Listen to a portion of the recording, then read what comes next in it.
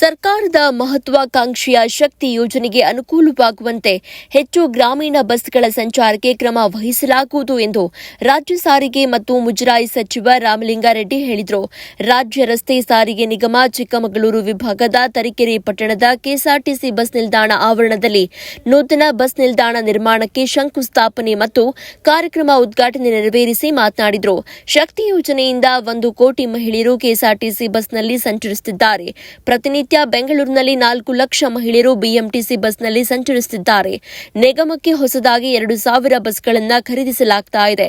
ಮಹಿಳೆಯರು ಸಂಚರಿಸಲು ಆದಷ್ಟು ಶೀಘ್ರದಲ್ಲಿ ಗ್ರಾಮೀಣ ಬಸ್ಗಳ ಸಂಚಾರಕ್ಕೆ ಕ್ರಮ ವಹಿಸಲಾಗುವುದು ಎಂದು ಅವರು ಹೇಳಿದರು. ತರೀಕೆರೆ ಪಟ್ಟಣದಲ್ಲಿ ಆಧುನಿಕವಾದ ನೂತನ ಕೆಎಸ್ಆರ್ಟಿಸಿ ಬಸ್ ನಿಲ್ದಾಣ ಮತ್ತು ಡಿಪೋ ಸ್ಥಾಪಿಸಲಾಗುವುದು. ಎಆರ್ಟಿಒ ಕಚೇರಿಗೆ ಸ್ಥಳ ನೀಡಿದರೆ ನೂತನ ಕಚೇರಿ ಕಟ್ಟಡ ನಿರ್ಮಿಸಲಾಗುವುದು ಎಂದು ಹೇಳಿದರು.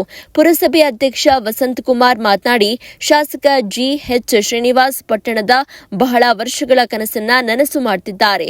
ಪಟ್ಟಣದಲ್ಲಿ ರಸ್ತೆ ನಿರ್ಮಾಣ, ಕೆಎಸ್ಆರ್ಟಿಸಿ ಬಸ್ ನಿಲ್ದಾಣ ಮತ್ತು ಡಿಪೋ, ಕ್ರೀಡಾಂಗಣ, ಪುರಸಭೆ ನೂತನ ಕಟ್ಟಡ ಇತ್ಯಾದಿ ಅನೇಕ ಅಭಿವೃದ್ಧಿ ಕಾರ್ಯಗಳನ್ನು ಕೈಗೊಳ್ಳುತ್ತಾ ಇರುವುದು ಶಾಸಕ ಜಿಎಸ್ ಶ್ರೀನಿವಾಸ್ ಅವರಿಗೆ ಧನ್ಯವಾದ ಅರ್ಪಿಸುವುದಾಗಿ ತಿಳಿಸಿದರು. ಶಾಸಕ ಜಿಎಸ್ ಶ್ರೀನಿವಾಸ್ ಅಧ್ಯಕ್ಷತೆ ವಹಿಸಿ ಮಾತನಾಡಿ, ಸಾರಿಗೆ ಮತ್ತು ಮುಜರಾಯಿ ಸಚಿವ ರಾಮಲಿಂಗಾರೆಡ್ಡಿ ಅವರು ಪಟ್ಟಣದಲ್ಲಿ 9.15 ಕೋಟಿ ರೂಪಾಯಿ ವೆಚ್ಚದಲ್ಲಿ ನೂತನವಾಗಿ ನಿರ್ಮಾಣವಾಗ್ತಾ ಇರುವ ಕೆಎಸ್ಆರ್ಟಿಸಿ ಬಸ್ ನಿಲ್ದಾಣಕ್ಕೆ ಶಂಕುಸ್ಥಾಪನೆ ನೆರವೇರಿಸಿರುವುದು ಸಂತೋಷ ತಂದಿದೆ. ಸಚಿವ ಬೈರತಿ ಸುರೇಶ್ ಅವರು ಪಟ್ಟಣದ ರಸ್ತೆ ನಿರ್ಮಾಣಕ್ಕೆ 5 ಕೋಟಿ ಅನುದಾನ, ಕೆಎಸ್ಆರ್ಟಿಸಿ ನಿಲ್ದಾಣ ಮತ್ತು ಡಿಪೋ ಸ್ಥಾಪನೆಗೂ ಅನುದಾನ ನೀಡಿದ್ದಾರೆ. ಅವರಿಗೂ ಕೂಡ ಧನ್ಯವಾದಗಳು. ಮುಖ್ಯಮಂತ್ರಿ ಸಿದ್ದರಾಮಯ್ಯ ನೀಡಿರುವ ಗ್ಯಾರಂಟಿ ಯೋಜನೆಯಿಂದ ರಾಜ್ಯದ ಜನರ ತಲಾ ಆದಾಯ ಹೆಚ್ಚಾಗಿದೆ ಎಂದು ಹೇಳಿದರು. ಪಟ್ಟಣದಲ್ಲಿ 8 ಕೋಟಿ ವೆಚ್ಚದಲ್ಲಿ ನೂತನ ಪುರಸಭಾ ಕಟ್ಟಡ ನಿರ್ಮಾಣವಾಗಲಿದೆ.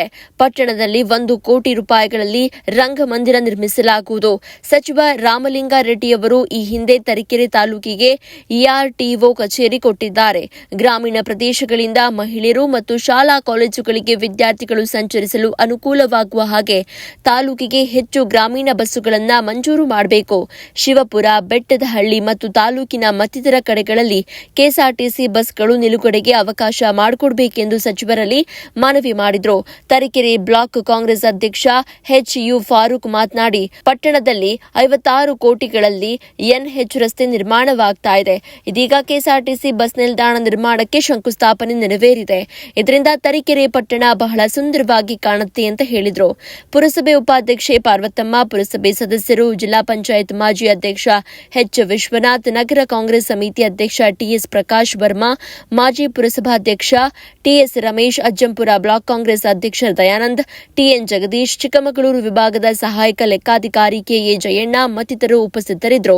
ಇನ್ನು ನೂತನ ಕೆಎಸ್ಆರ್ಟಿಸಿ ಬಸ್ ನಿಲ್ದಾಣ ಕಾಮಗಾರಿ ಮುಗಿದ ನಂತರ ಕೆಎಸ್ಆರ್ಟಿಸಿ ಬಸ್ ನಿಲ್ದಾಣಕ್ಕೆ ಕ್ರಾಂತಿವೀರ ಸಂಗೊಳ್ಳಿ ರಾಯಣ್ಣನ ಹೆಸರು ನಾಮಕರಣ ಮಾಡಬೇಕು ಎಂದು ಶಾಸಕ ಜಿಎಚ್ ಶ್ರೀನಿವಾಸ್, ಪುರಸಭೆ ಅಧ್ಯಕ್ಷ, ಸದಸ್ಯರು, ಮುಖಂಡರು ಹಾಗೂ ನಾಗರಿಕರು, ವಿವಿಧ ಸಂಘ ಸಂಸ್ಥೆಗಳಿಂದ ಸಚಿವ ರಾಮಲಿಂಗಾರೆಡ್ಡಿ ಅವರಿಗೆ ಮನವಿ ಸಲ್ಲಿಸಲಾಯಿತು.